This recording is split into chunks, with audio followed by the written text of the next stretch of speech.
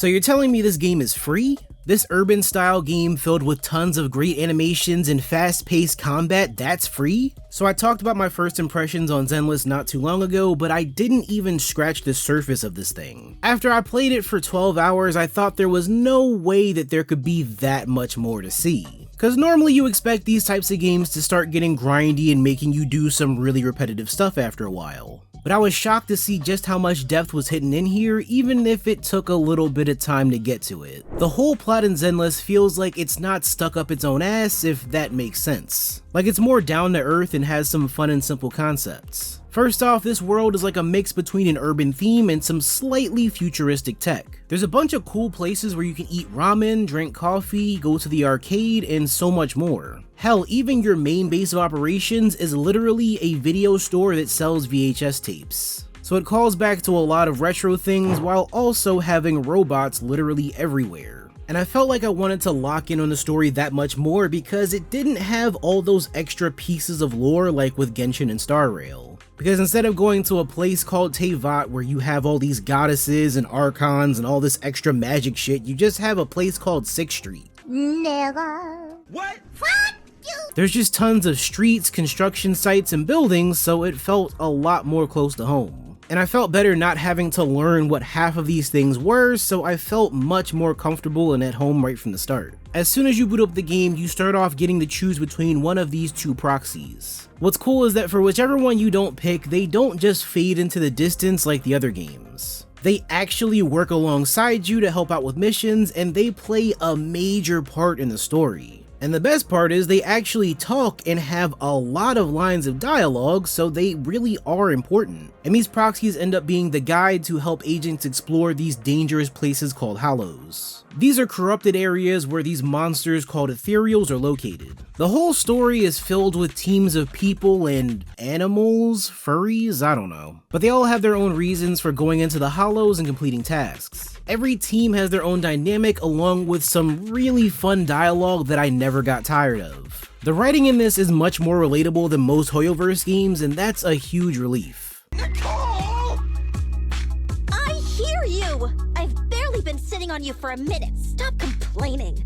Do me next! Do me next! I even thought the comic book cutscenes might have gotten boring after a while, but they're all fully voice acted and the art in them is so well done. And then obviously the cinematic cutscenes are going to be done perfectly too. But hey, you might not have come here for the story and the characters, what you came here for was the combat, and this thing does not disappoint. At first I didn't totally catch on to it, but it really grew on me. Just like I thought before, the fun comes from how every character plays, and that's already making me want to unlock more people. For the most part, everyone plays similar, having basic attacks, special attacks, a dodge, and an ultimate. But the differences come from the ways you decide to set up your team. You get bonuses for things like having members of the same group together or matching up the elements for 2 or more members. So for a while I ran a team of Lycon and Korin for their group advantage and added Kosaka to boost Lycon's ice typing. And on top of that, there's different roles that can make or break a team too. So again, Korin was my main attacker, Kosaka acted as a support, and Lycon was the guy who broke everyone's stun gauge with no problem. And there's plenty of ways to mix and match your teams to work the best for you, but it all boils down to what team comp you like the most. So you can be that person who makes that total ice team with Ellen, Lycon, and Kosaka, or you can just run a team with Grace, Ellen, and Nicole for whatever reason. There's a bunch of hidden quirks that people are slowly starting to figure out the more they play. And one of the coolest I've seen so far is with Coleta and Ben, who can use synergy attacks when they're on the same team. That changes Coleta's normal attacks to include Ben and even gives her a totally different ultimate attack. So far I don't think many other teams have that kind of gimmick going on, but without a doubt that sort of thing makes me hyped to unlock characters who can pull that off. But things aren't just sunshine and rainbows because there's an issue that a lot of people are complaining about. The biggest problem here is that after a while things really start to slow down. Like I said before, these games normally do have a slowdown, but the way they do it here is absolutely frustrating. You raise your Internaut level as you make your way through the story, and there's a lot of points where you can't progress with the story until you reach a specific level. So I've had days where all I could do is grind for materials or do a few side quests. It sucks because the story is actually pretty good and I wanted to see more of the characters that come in the later chapters. Like, I get it if you want to tell the people who make this game their whole life to chill out for a sec, but even playing normally, I felt like I was on a leash. Like, just the other day I was ready to play for a few hours and blow through the story until I got told that I could not continue until I got to Internet level 36. And that was just after I got through the part where they told me I had to be Internet level 34 to continue.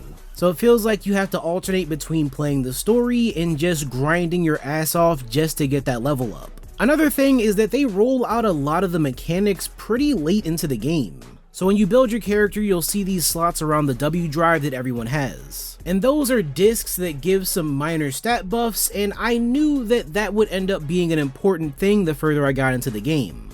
But unfortunately, they don't give you a real way to obtain these until at least 15 hours into the game. So with that being said, I have to say without a doubt that Zenless Zone Zero is not a perfect game. I've seen enough people saying that it's just mid or not their kind of game, and I think that's totally valid. For me, I think the combat is something refreshing and fun. Like, I haven't played much of Honkai Impact 3rd, but it definitely reminds me more of what Hoyo did with that game. Having these simple areas to run around and defeat enemies with some stylish ass techniques. And I know that Genshin doubled down on making the open world the bigger focus than the actual combat, but even Wuthering Waves is feeling closer to what we're seeing in Zenless. Also, you can check out that video if you want to see my thoughts on Wuthering Waves. But anyway, I can't wait to see whatever they have in store for us down the line because there's potential for this game to be even better. But again, it's Hoyoverse, so let's keep our expectations a little on the low side. Let me know what you think about Zenless Zone Zero in the comments. Subscribe for more videos just like this one, and I'll see you all in the next video.